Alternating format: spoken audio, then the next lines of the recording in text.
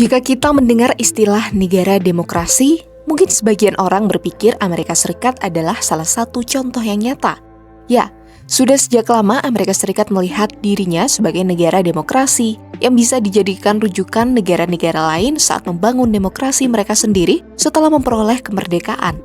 Pada tahun 1961, Presiden ke-35 AS, John F. Kennedy, sempat menyebut dunia melihat AS sebagai panutan demokrasi.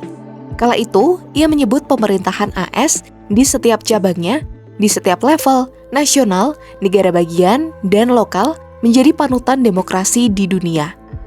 Namun 63 tahun berlalu, apakah Amerika Serikat masih bisa dikatakan negara demokrasi seperti yang dikatakan Kennedy? Saat ini, tahun 2024 atau menjelang Pilpres AS, nyatanya banyak yang mempertanyakan apakah demokrasi AS masih bisa dianggap sebagai sesuatu yang patut dicontoh. Kita ambil contoh jajak pendapat tahun 2023 yang dilakukan kantor berita Associated Press dan Universitas Chicago.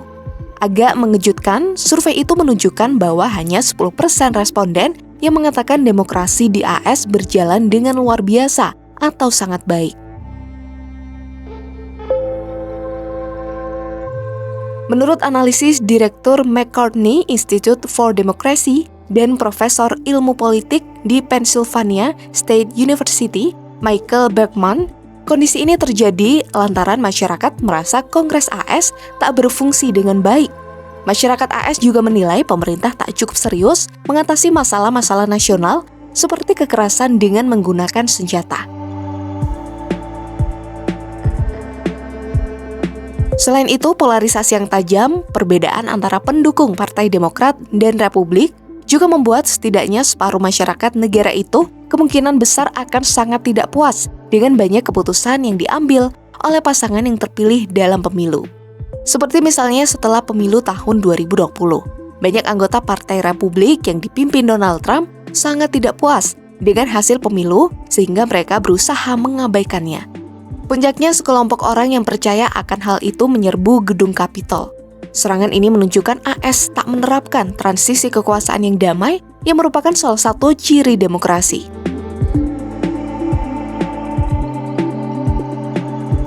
Menurunnya tingkat demokrasi AS juga disebabkan banyaknya praktek anti-demokrasi yang sudah berlangsung lama.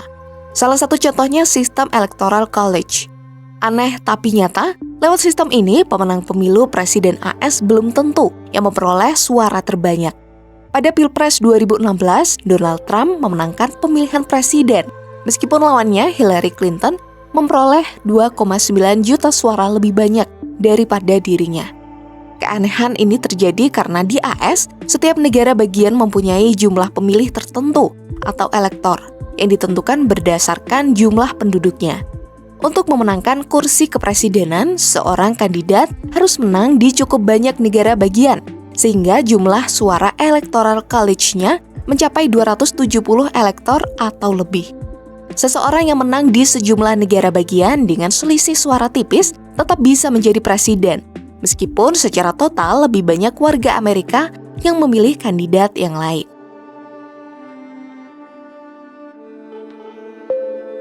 Selain soal elektor, Senat AS juga menggambarkan betapa tidak sempurnanya sistem politik AS yang disebut menerapkan demokrasi.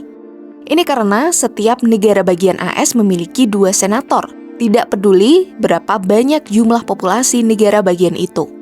Itu artinya di beberapa negara bagian, 1 orang senator hanya mewakili beberapa ratus ribu orang, sementara di negara bagian lain, seorang senator mewakili hingga jutaan orang. Dari beberapa alasan ini, menurut kalian, apakah Amerika Serikat merupakan negara demokrasi?